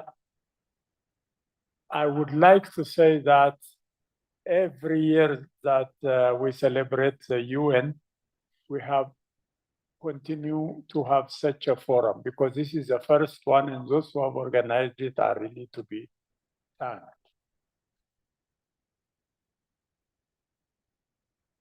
As UN staff, as UN retiree and all that, one of my main worries and concerns and experiences has been the neutrality of the UN as an agency, UN agencies, UN agency leadership, and UN staff. I have been confronted by lack of neutrality, and when I work in Myanmar. So I wish more neutrality would prevail among UN agencies, officials, and staff. The next point, if I may be allowed, as a retiree, I feel that my colleague retirees, and I are being underutilized universally, not only in Ethiopia, even by UN agencies here.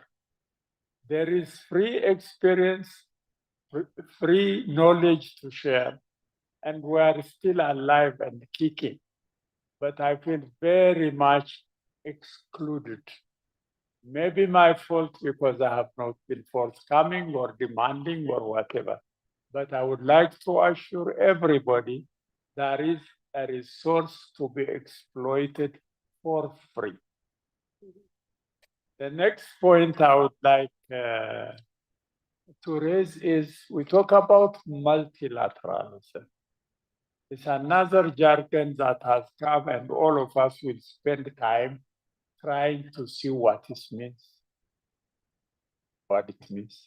On the other hand, you have all the BRICS, all the other regional formations, and we are talking about multilateralism. Are we talking about partial multilateralism? But this particular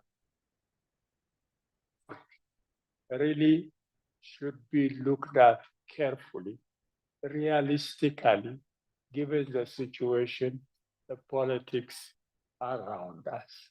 Thank you very much.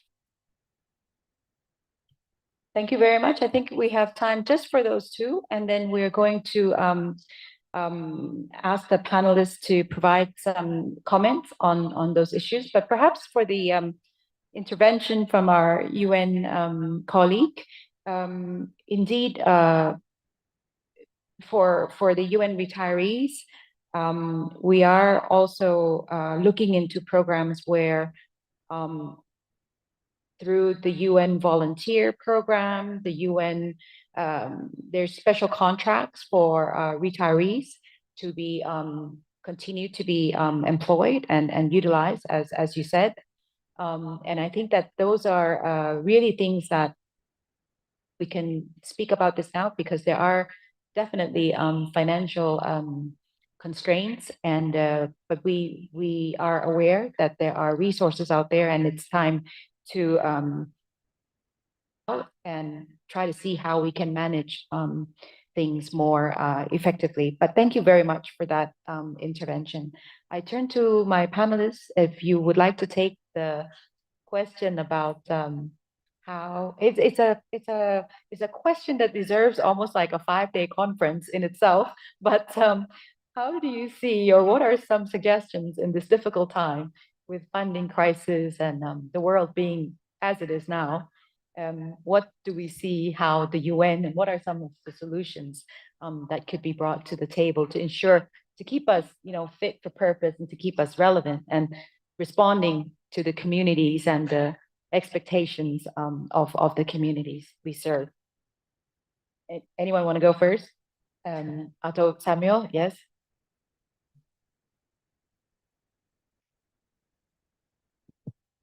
Okay, thank you. Just to reflect on the question raised by my sister on peace and security, I believe that UN's scorecard would be that of a mixed bag.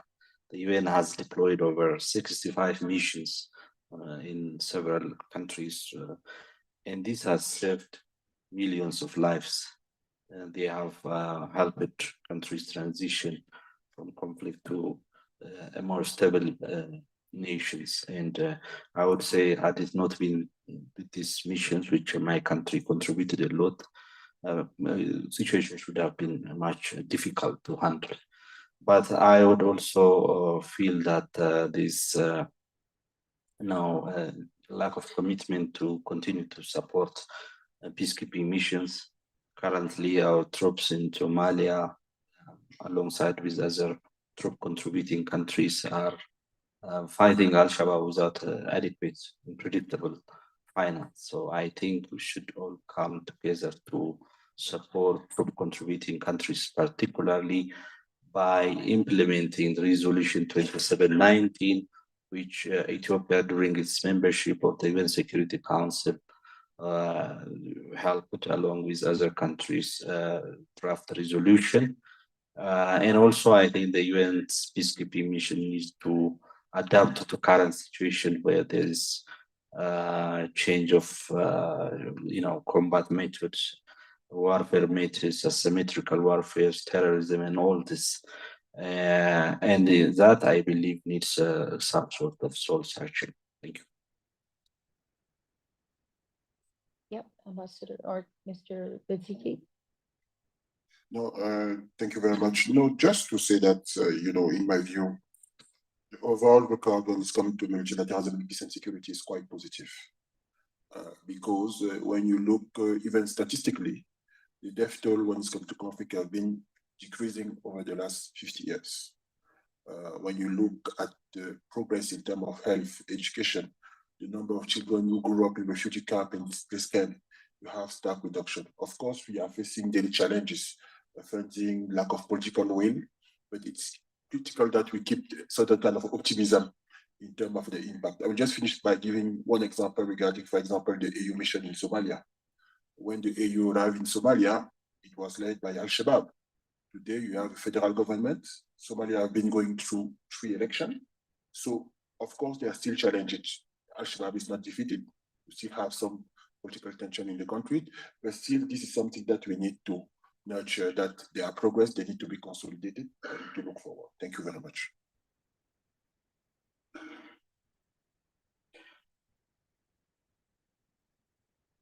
Let the youth have the last word.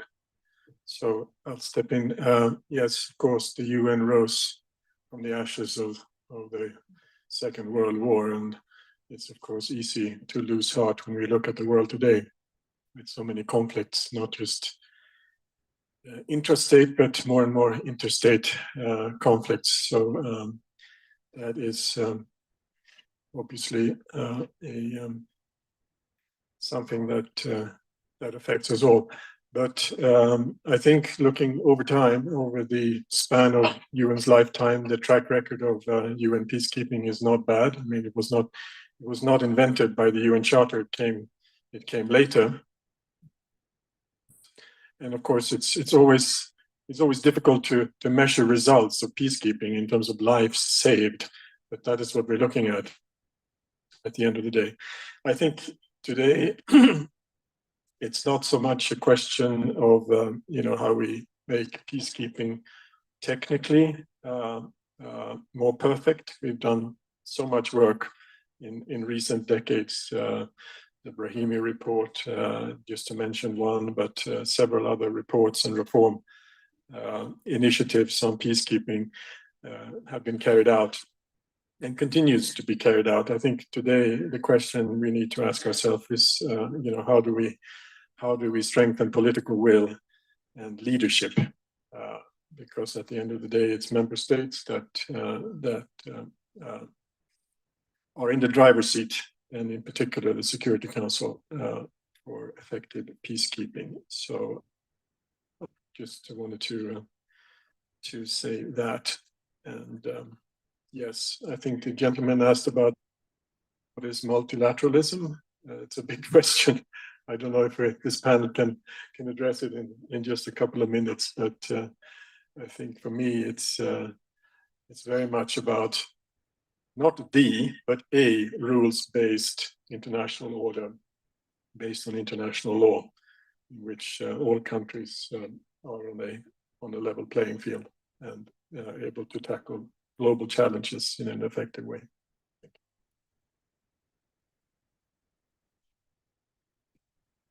So that concludes our panel discussion, and thank you for all your insights and participation and your interest, and panelists, thank you so much for your time.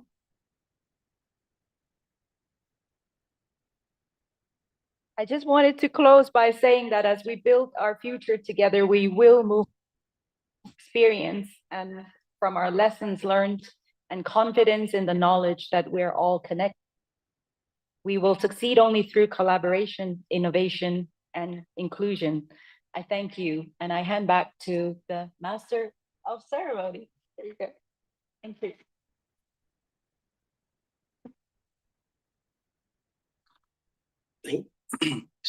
Thanks to our moderator and panelists for a rich and thought-provoking discussion. Merci à tout ce panel pour ces discussions vraiment très intéressantes. Before we conclude, Your Excellencies, members of the diplomatic community, invited guests, distinguished participants, and colleagues. Before we conclude the formal program, we would like to announce that right after here, the group photo opportunity with the Undersecretary General and the Executive Secretary of the United Nations Economic Commission at the stairs in the area of the African stained glasses. The protocol service will guide us there. Avant de clore ce programme officiel, nous avons le plaisir de vous annoncer qu'immédiatement après cette séance, vous êtes chaleureusement invités à participer à une photo de groupe avec le secrétaire général adjoint des Nations Unies et secrétaire exécutif de la Commission économique des Nations Unies pour l'Afrique. Cette session aura lieu près aux escaliers, près des vitraux qui sont au bâtiment Africa Hall. Tous les participants, y compris les membres du personnel, sont les bienvenus. After that also, there will be a cake cutting ceremony led by the executive secretary as well. At the rotunda, which will be right next to where the photo opportunity is taking place. Our protocol colleagues will guide us, and refreshments will also be served to all participants. Ensuite, il y aura une cérémonie de découpe du gâteau qui sera également présidée par le secrétaire exécutif de la Commission économique pour l'Afrique. Et ce sera suivi d'un service de rafraîchissement pour tous. Tous les participants y sont également chaleureusement conviés. Le service de protocole va nous y conduire. This concludes the formal program, and I sign off as your MC. Thank you very much.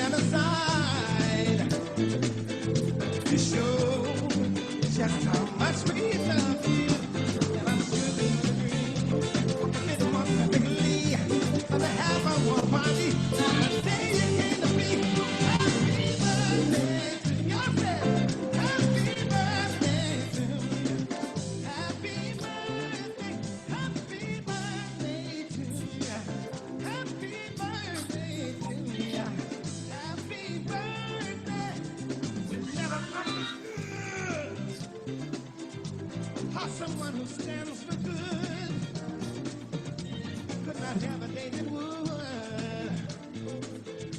He said, aside from recognition, this can never be.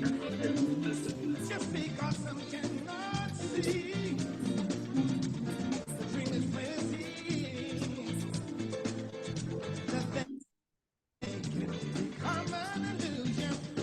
They honor everything that they said what time will bring.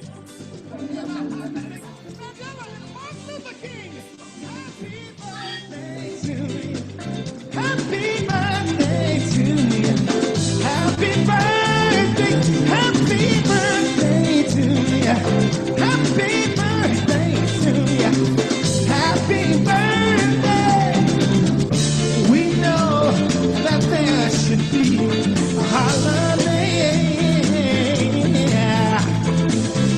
where peace is our love spreading all through all the world. Tell me something to do. Some people like me and you who know the way to truth. It's love and unity for all of God's children. Be a great event. And I hope it should be spent in the winds of those who hide from the one that's so deep. So let us start again. You know that love can't win. And I know holding it. We lost never yourself. Happy birthday to you. Happy birthday to you. Happy birthday. Happy birthday.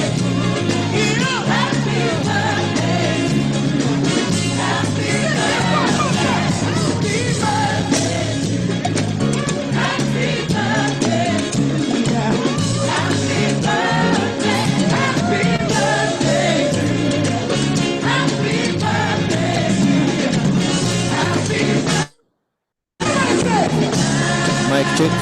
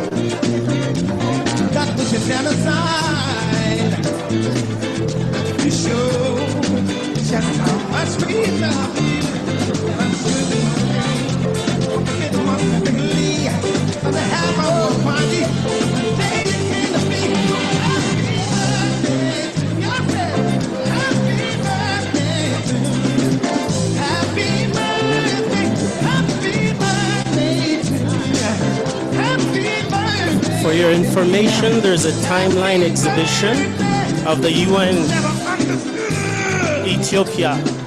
I mean the UN at 80th. The UN at 80. Refreshments are served. For staff members and colleagues, refreshments, if you are looking at me, are served on the other side, on my left. For staff members, colleagues, and any other participants, we invite the diplomatic community, the ambassadors, to please proceed to the stained glasses where you also have refreshments. Thank you.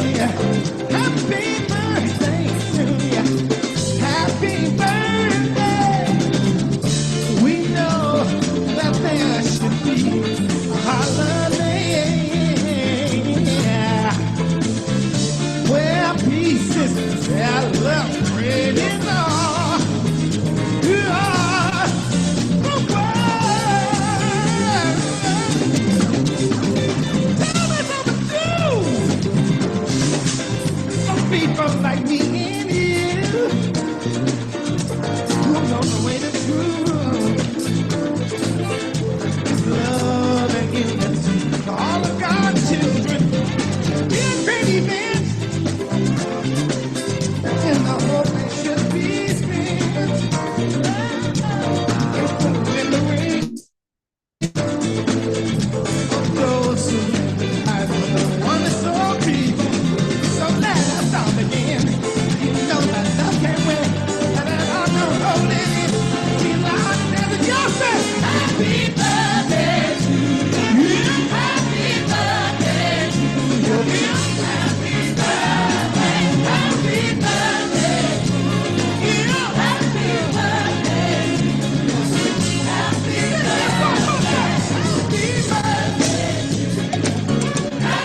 birthday to you. Happy birthday, happy birthday to you. Happy birthday.